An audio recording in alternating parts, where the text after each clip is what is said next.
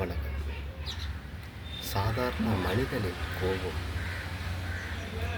15 நிமிடத்திலிருந்து 20 நிமிடம் வரைக்கும் இருக்கும். அந்த சமயத்தில் நாம் எவ்வளவுதான் நியாய தர்மங்களை எடுத்து வைத்தாலும் அவர்களது மூளையில் மனதளவில் கூடுதலாகத்தான் போகும். ஆகவே அந்த 20 நிமிடங்கள் கழித்து அவரை சந்திக்கலாம், பேசலாம். இதுதான் கூறப்படுகிறது. இருப்பினும் மற்றொருவர் இருக்கிறார். குடிப்பவர்களிடம் நாம் அதற்காக கோபப்படுவதற்காக டைம் உண்டு, 15லிருந்து 20 நிமிஷம் வரைக்கும். குடிப்பவர்களிடம் போதை தெளியும் வரை நாம் பேசாமல் இருப்பது நல்லது, சிறந்ததா.